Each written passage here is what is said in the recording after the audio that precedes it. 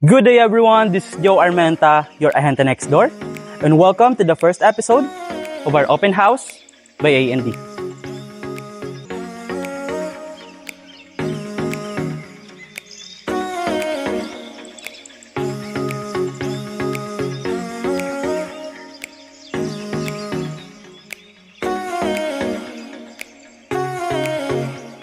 The property that we're going to check today is located here at Tolon 5, Las Piñas City.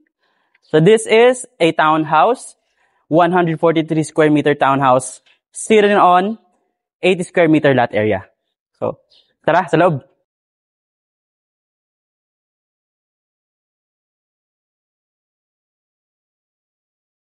So when you enter the property, the first thing that you will notice is our carport.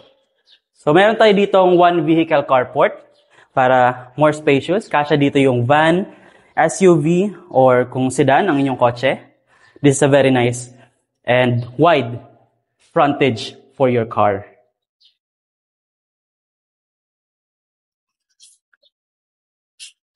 So for the facade of the house, meron tayong malaking sliding window dito.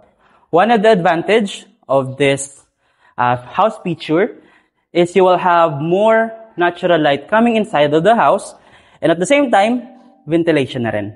By the way guys, the facing of this unit is sunrise. So, maganda yung sinag ng araw sa kanya during morning and sa hapon hindi siya mainit. And this is your living area.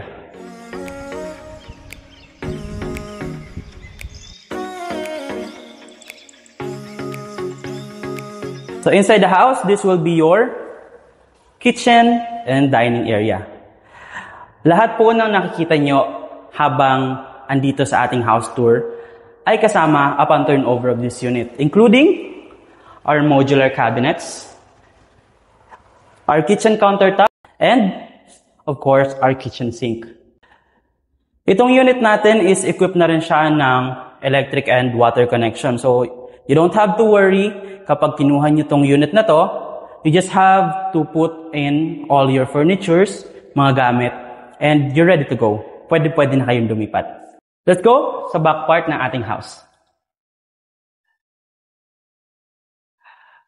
By the way, this unit has 4 bedrooms, 3 toilet and bath, and meron din tayong balcony sa ating second floor. So for our toilet and bath here, on the ground floor, this is a common toilet and bath. Meron na tayo nakakabit na shower room and yung tiles natin all the way up na siya. And high quality na toilet and lavatory fixtures ang meron tayo dito. And we also have access to another room. So I'm gonna show this to you later. Punta muna tayo dun sa likod na bahay.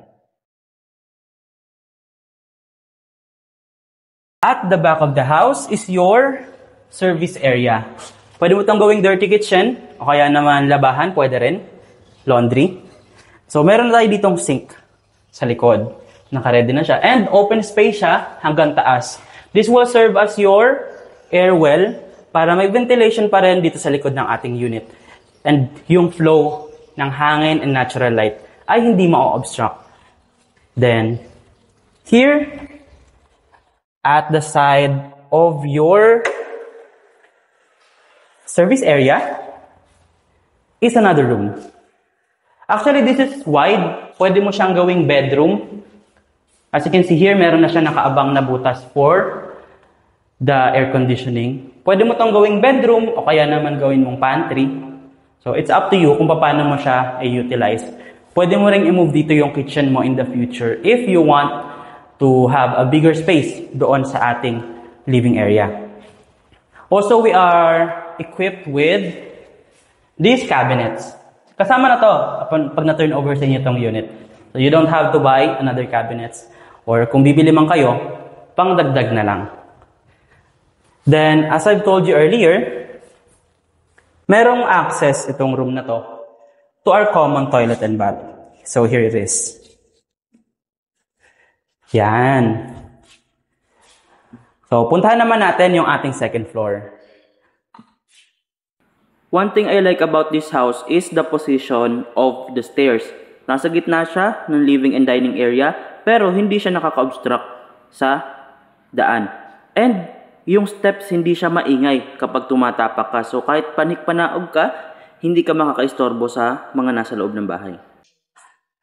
On your second floor are the bedrooms, main bedrooms of the house. So, meron tayo ditong 3 bedrooms sa taas, 2 toilet and bath. One is the common, and meron din tayong sariling toilet and bath para sa ating master's bedroom. Let's go!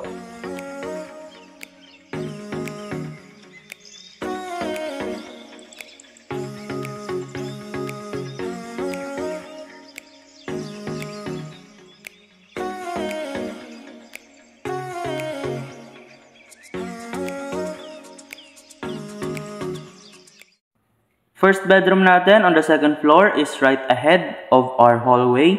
Same as other bedroom, meron din siyang butas for air conditioning in case gusto niyo siyang lagyan in the future. And window para naman sa pasok ng natural light. Yan. So malawak tong room na to. Pwede mo tong gawing home office o kaya naman kung meron kang kids, gusto nila ng separate room, you can use this one. So let's proceed to the next room. This is quite larger than the first one na check natin. And mga rectangular yung shape ng mga rooms natin dito sa taas. And this one, may access na siya sa ating common toilet and bath here on the second floor. Same as the ground floor, naka-sliding door din. And equipped with the shower and lavatory fixtures. Then our final destination, of course, dito sa ating house, ay ang ating master's bedroom. So let's take a peek inside of this master's bedroom. You have your own ensuite toilet and bath. Kasing laki siya ng toilet and bath natin all throughout the house, so you don't have to worry about the spaces. And mind you guys, meron kang sarili dito na modular cabinets. So pwede mo yan lagyan ng iyong mga gamit, especially sa mga mahilig mag-skincare dyan. Pwede mo siya dyan ilagay. And take a look at this. How spacious your master's bedroom is. Of course, because this is a master's bedroom, you have an access to the facade of the house with these sliding doors. Yan. Mahangin.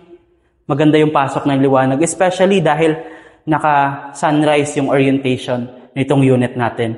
So during morning, gising ka na maganda yung pasok ng ating natural light.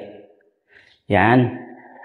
And then, you also have this massive wardrobe or closet. Diba? Ang laki. You can store your favorite outfits inside this. Yan. So, by the way, my height is 5'9" for your reference. So, ganito siya, kalaki.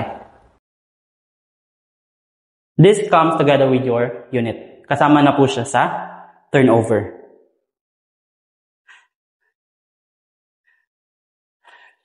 Diba sobrang sulit?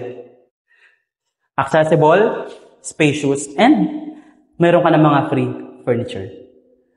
Then, yung pinakagusto ng lahat, I have trouble opening this one, but sa wakas nabuksan na rin natin. This will be your balcony. Very wide ang kanyang space.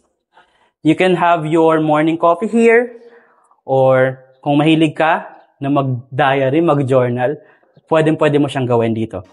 So our price starts at 8 million pesos. This is ready for occupancy. Once mabayaran niyo yung down payment, for processing na tayo para sa move-in. Then, kung kayo ay interested with this unit here in Las Piñas City, just send us a message on our Facebook page, Ahente Next Door, or call us on dito or Viber, that is 0991-371-0249. We are also available on WhatsApp and Instagram. Kung kayo po ay may mga questions or gusto nyo magpa-set ng ocular visit, just send us a message. And I'll see you again on the next video.